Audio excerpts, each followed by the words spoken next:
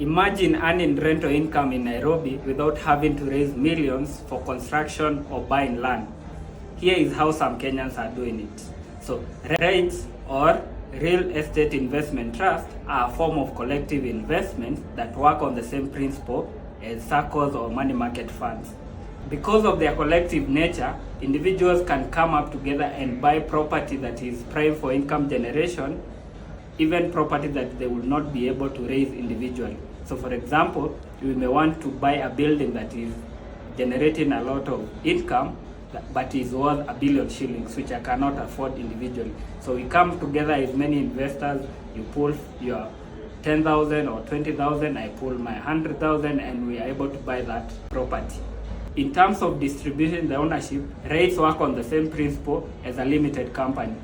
So if the building, for example, is worth 1 billion shillings, it can be turned into small units or shares where 50 million shares are floated.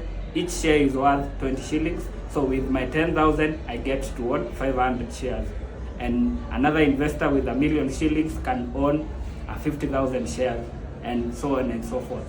Now, once the building is under the rate or the income rate manager, all the income coming in through rent is distributed among the unit holders, or you can call them shareholders.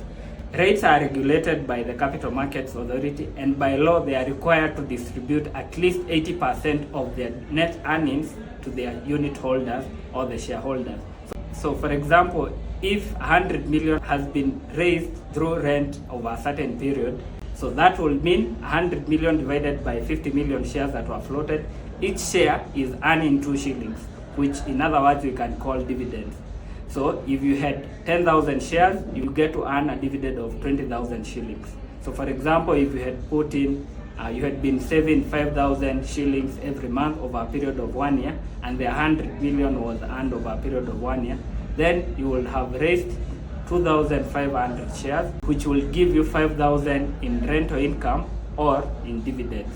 How can you invest in an income rate? The VUCA Investment Club allows you a platform where you can buy units in Kenya's premier income rate, known as the Econ Student Accommodation Income Rate.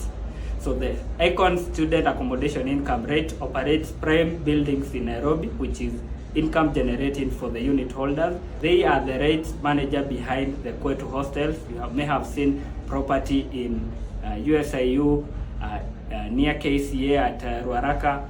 There is a building in Parklands, they have a building in Karen, in Kilimani, in Hurlingham. So they have prime property in Nairobi where unit holders get to earn a share of the rental income by buying units through VUCA. On top of earning dividends, you also get to enjoy capital appreciation, which is a major contribution for most people investing in real estate.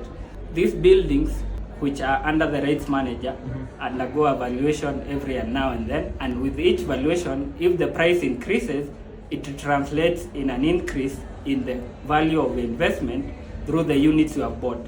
For example, in the 1 billion I had mentioned, assuming the property was first valued at 1 billion and when the shares were being issued, and then at the next valuation it's valued at 1.2 billion, then your share would then have moved from 20 shillings to 24 shillings, and so on and so on.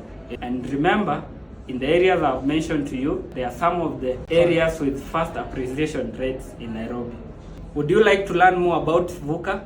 Money254.co.ke has written in detail about rates, including a case study of the VUCA Investment Club, which allows you to invest in the income rates in Kenya.